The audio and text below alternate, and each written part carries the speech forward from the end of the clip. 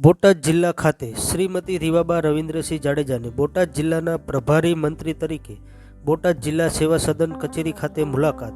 વહીવટી તંત્રના તમામ સંગઠન ઉચ્ચ અધિકારીશ્રીઓ, કર્મચારીશ્રીઓ, પદાધિકારીશ્રીઓ, ચૂંટાયેલા જનપ્રતિનિધિશ્રીઓ અને કાર્યકર્તાઓએ શ્રીમતી રીવાબા રવિન્દ્રસિંહ જાડેજાનું ભાવભર્યું સ્વાગત કરવામાં આવ્યું હતું.